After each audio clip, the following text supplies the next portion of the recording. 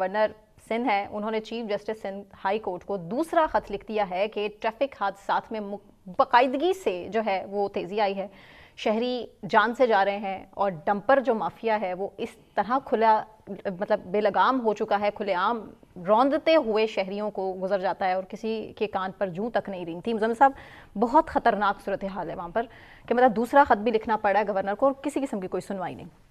क्या फिगर्स हैं आपके पास जनवरी से अब तक क्या हुआ? यकम जनवरी से लेके अब तक 97 लोग मर चुके हैं। यकीन करें 100 के करीब, ये कोई मामूली चीज नहीं है, मामूली बात नहीं है। 100 के करीब अमवात एक शहर में डंपर की वजह से हो जाती हैं और वहां पर पीपल्स पार्टी 46 दिन हुए अभी क्या कर रही है? 46 डेज में 97 डेथ्स हैं डंपर में। आप खुद सोचें।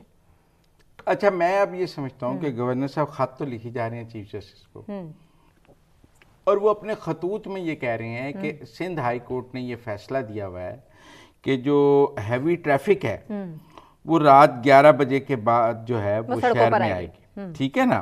सुबह 7 बजे से रात 11 बजे तक शहर में रिस्ट्रिक्ट होगी हैवी ट्रैफिक।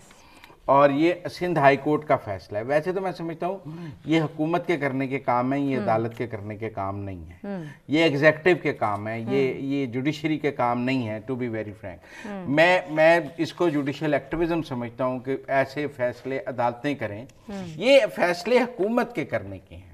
पर आप कहें जी हुकूमत ना करे तो अदालत करे, नहीं, हमारी हुकूमतें भी अब अदालत का कवर ले लेती हैं कि यार अदालत से करा लें, हमारे पे प्रेशर नहीं सिर्फ खत लिख के जान छुड़ाएं ना। अब सूरत हाल ये काम कर रहे हैं गवर्नर साहब। टसोरी साहब खत लिख रहे हैं, टसोरी साहब पिटीशन करें, टसोरी साहब को एक वकील करना चाहिए और एक पिटीशन करनी चाहिए कंटेम्प्ट ऑफ कोर्ट की और चीफ मिनिस्टर के खिलाफ तौहीन अदालत का केस करें। क्यों नहीं करते सिंध हाई कोर्ट? आप मेरी बात, वो ये समझते हैं कि ये इस अदालती हुक्म की तौहीन हो रही है और इसकी खिलाफ वर्जी हो रही है। तो खत लिखने से चीफ जस्टिस क्या करेंगे? वो इस खत को ना पिटीशन में कन्वर्ट कर सकते हैं, ना वो इस खत पे कोई एक्शन ले सकते हैं। यह भी सियासी खत है। तरीके इंसाफ के देखा देखी अब गवर्नर साहब को ये नजर आया कि खत लिख दो, जान छुड़ा दो। ये भी वो चीफ जस्टिस को यहाँ मिला नहीं है या वो बगैर मिले बड़े जो है, मेरा मतलब है क्या करेंगे इस खत का भी? आईनी तौर पे चीफ जस्टिस इस खत का कुछ नहीं कर सकते। क्या कर सकते हैं आप बताएं? Chief justice Sindh high court suo motu भी ले सकते हैं। आप मेरी बात सुनें, आप अगर एमकेएम ये समझती है कि एक जुडिशियल ऑर्डर की खिलाफ वर्जी हो रही है तो उसको contempt of court petition move करनी चाहिए सिंध हाई कोर्ट में।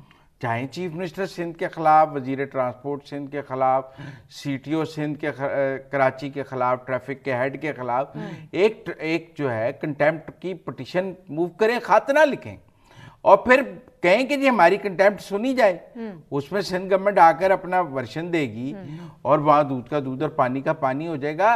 ये जो हमारी अदालतों को खत लिखने का कल्चर पैदा हुआ ना, ये भी मेरा मतलब है अदालतों को थोड़ा सियासी करने का तरीकाकार है। अब हम भी आज कामरान टसोरी साहब का खत देखे ना, डिस्कस कर रहे हैं। हालांकि हमें नहीं करना चाहिए क्योंकि ये पॉलिटिकल खत है। उन्होंने सही रेमेडी नहीं अवेल की है। वो एक वकील जान छुड़ाने वाली बात वो एक जान छुड़ाने, उन्होंने एक सियासी, शायद वो सिंध गवर्नमेंट के खिलाफ तौहीन अदालत फाइल नहीं करना चाहते क्योंकि बहुत सारे लोगों का ये भी ख्याल है कि कामरान टसोरी तो सिंध गवर्नमेंट के साथ बिल्कुल फिट है। आप मेरी बात समझे। और वो वैसे तो अब एमकेएम में अंदर कायदे तहरीक बनने के भी उम्मीदवार हैं, लेकिन टेक्निकल बात यह है कि अगर तो एमकेएम ये समझती है कि किसी अदालती हुक्म की खिलाफ वर्जी हो रही है तो वो जाके उस हुक्म की तौहीन अदालत फाइल करेगी कि खत गवर्नर से खत लिखाएगी। गवर्नर से खत लिख के आप लोगों को सेटिस्फाई करने की कोशिश कर रहे हैं और सिंध गवर्नमेंट को बेल आउट कर रहे हैं, तो ये सब कुछ, ये कुछ और है। पॉलिटिकल पॉइंट स्कोरिंग है। मैं इट्स नॉट वर्थ इट। तो हमारा तो गवर्नर साहब को मशवरा है कि कल कोर्ट्स खुल जाएंगी मंडे को, वो कंटेम्प्ट ऑफ कोर्ट की पिटीशन फाइल करें, खत लिखने बंद करें।